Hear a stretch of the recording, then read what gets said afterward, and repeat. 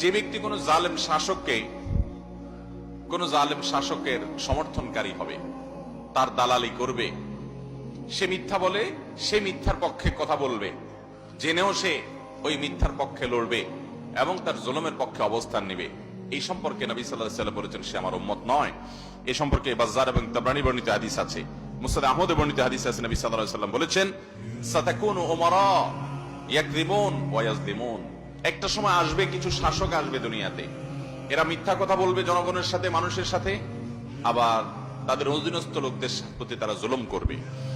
ফামান সাদ্দাকাহুম বিকিযবিহিম ওয়া আ'আনাহুম আলা যুলমিহিম ফালাইসা মিন্না ওয়া লাস্তু মিনহুম, যেই লোকগুলো তাদের এই মিথ্যা কথাকে সত্য বলে মানুষের কাছে প্রচার করবে এবং তাদের জুলুমকে যারা সমর্থন করবে, সহযোগিতা করবে, নবী সাল্লাল্লাহু আলাইহি ওয়াসাল্লাম বলেছেন তারা আমার কেউ না আর আমিও তাদের কেউ না।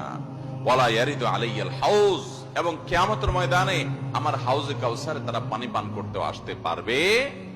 ভয়ঙ্কর কথা।